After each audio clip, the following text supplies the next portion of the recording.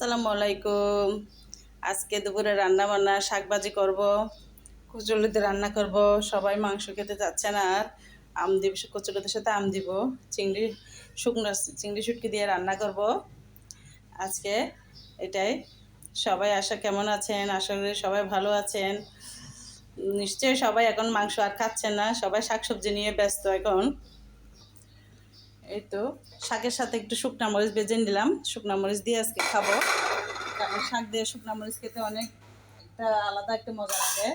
শুকনা মরিচ, বাতাসা মরিচ, এই ধরনের জিনিসগুলো, এইগুলো দিয়ে যখন কোনো শাক খান, শাক রান্না করা খান, তাহলে অনেক ভালো লাগে।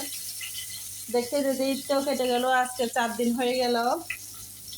আলহামদুলিল্লাহ, এ পর্যন্ত সবাই ভালো আছি। আল্লাহ যেন সবাইকে ভালো রাখে, সুস্থ রাখে, এই কামনা।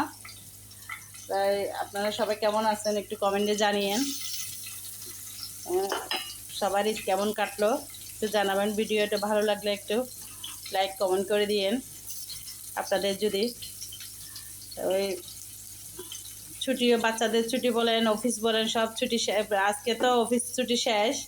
আগামীকাল থেকে যারা অফিস করে, চাকরিজীবী, তাদের তো ডিউটি শুরু। তাদের তাদেরটা কেটে গেল কীভাবে কীভাবে আসলে বউ বাচ্চা নিয়ে সংসার সবাই যখন একসাথে থাকে, তখন আলাদা একটা মজা হয়, আলাদা একটা মানে মনের বাসনা জাগে। কত আনন্দ, বাবা আজকে বাসায় আছে, ভাইয়া আজকে বাসায় আছে, সবাই কত আনন্দ করে আসলে এই দিনগুলো। এই যে আমি এখন শাকের জন্য এগুলো পেঁয়াজ একটু আর রসুন বেজে নিচ্ছি। এরপর আমি কচুরলতির জন্য একটু রসুন দিয়ে দিব। আমি রসুনটা একটু আগে দিয়ে দিব, রসুন দিয়ে দিব। সাথে আমি এভাবে এখানে শুকনো চিংড়ি শুটকি, যদি বলবেন যে শুকনো চিংড়ি শুটকিগুলো কম কেন, কিন্তু আমার চিংড়ি শুটকিগুলো ভালো, এখানে ওগুলো অল্প দিলে হয়ে যায়, টেস্ট বের হয়ে। বাচ্চারা সবাই, আপনার ভাইও খেতে যাচ্ছে না, বলতেছে শাক শাক করো, একটু সবজি টবজি করো। তাই আজকে এই রান্নাবান্না নিয়ে হাজির হলাম দুপুরবেলা।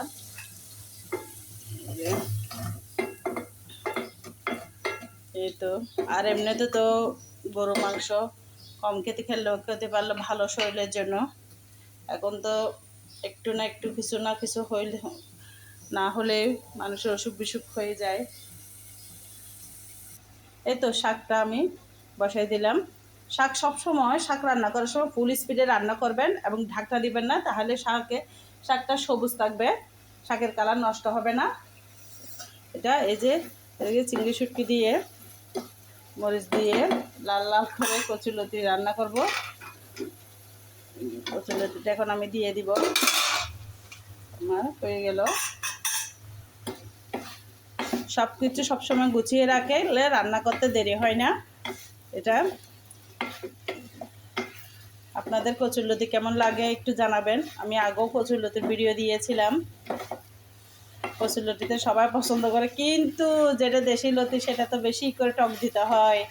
তো এটাতে তেমন টক দিতে হবে না, অল্প টক দিলে হবে, কারণ এটা তেমন চুলকায় না। এই লতিটা আমি আরেকবার রান্না করছিলাম, আর অল্প ছিল, এটা আজকে রান্না করতেছি। বাসার সবাই লতি পছন্দ করে, এই শাকটাও সবাই পছন্দ করে বাসার। এটা আমার বেশি ভালো লাগে, আমি প্রায় সময় এই শাকটা নিয়ে আসি। এটা বেশি ভালো লাগে ভাজি করে, তেলে শুকনা মরিচ দিয়ে। এই তো আলহামদুলিল্লাহ, আমার কচুলতিটা হয়ে গেল, এদিকে আবার শাক ভাজিটা হয়ে গেল, এদিকে সাদা ভাত, সাদা শুকনা মরিচ। আশা করি সবারই ভালো লাগবে আমার এই রান্নাটা। সবাই ভালো থাকবেন। আল্লাহ হাফেজ।